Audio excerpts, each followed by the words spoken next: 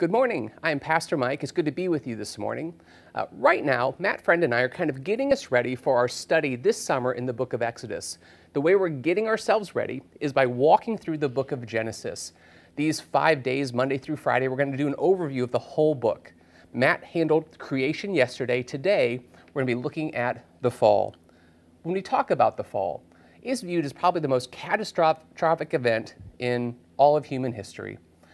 But what I believe is even in the darkest moments of human history, that's when God's goodness, His grace, His love, His mercy shine the brightest. Matt talked from the creation account that God created everything, and He saw it and He said it was good. He also created man and woman in His image. And in doing so, He made us in His holiness, and He also made us in His relational nature. And in the Garden of Eden, Adam and Eve had a personal, unhindered relationship with God and with one another. God, though, gave them one clear verbal command that they were called to obey, and to not obey this command was to choose death. In Genesis 2:15 through 17, God says this, "The Lord God took the man and put him in the Garden of Eden to work it and to take care of it. And the Lord God commanded man, 'You are free to eat from any tree in the garden, but you must not eat from the tree of the knowledge of good and evil.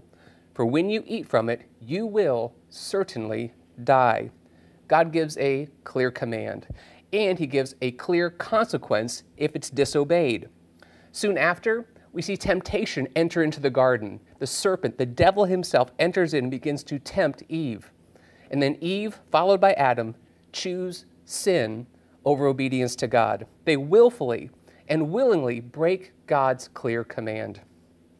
They decide that they knew what was best for them. They decided to question God's kindness. They questioned His goodness and His care.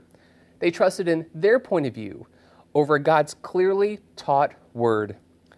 Because God is both holy and God is just, this rebellion, this breaking of His law, had to be punished. Even you and I expect human judges to punish those who break human laws. How much more does the God of the universe, who is also holy and just, need to punish those who have broken His very law? But the difference between God and a human judge is God also gives us and presents to us mercy and grace in the middle of His judgment. Here's a summary of the consequences that He gives to Adam and Eve and to the serpent because of their sin. We are told that everything is broken. Man's relationship with God, broken.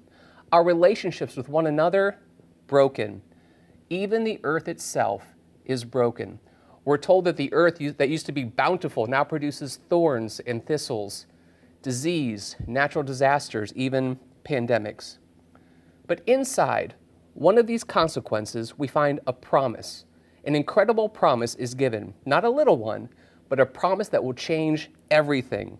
The promise is like a small seed that is planted, but then it grows bigger and becomes larger and more prominent through each and every book of the Bible.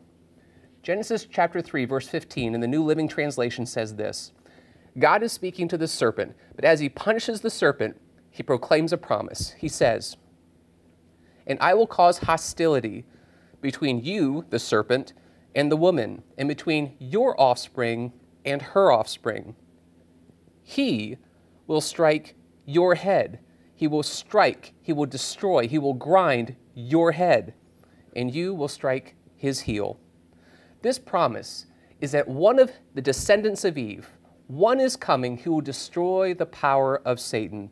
So like a growing tree, okay, as we study the book of Exodus this summer, by watching Moses, Aaron, the plagues, the redemption from Egypt, the parting of the Red Sea, the golden calf, the law, the tabernacle, all these things are a part of this tree, this promise becoming more and more clear, what God's intention is for what is to come. All of it is pointing to Jesus and God's ultimate plan of redemption and the good news of the gospel through the work of Jesus.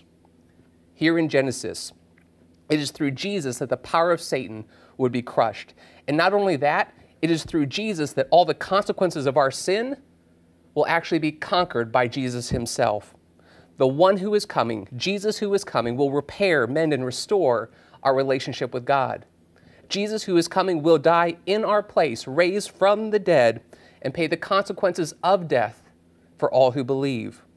It is Jesus who will give grace to us so that we may then give grace to one another and repair our relationships with one another.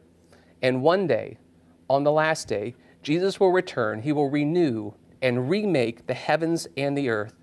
Jesus is and forever will be the cosmic victor over sin, death, and Satan. And that promise is planted right here in Genesis chapter 3, verse 15. So man has ruined the Garden of Eden, but God's promise teaches us that one day all of it will be renewed, restored, and made new. Perhaps when you think about your life, you think about ways that you've messed up your relationships, the ways that you've turned from God, decisions you've made, thoughts you've had, things you've done from your past and things that you're nervous you're going to do in the future. Perhaps guilt and shame guide the way that you feel accepted in front of God or not. You think that the consequences of those things are too much to bear.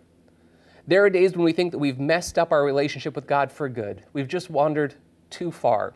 We've fallen off the narrow path. But the promise planted in Genesis 3:15 is now fully grown. We now get to pick the fruit of its branches.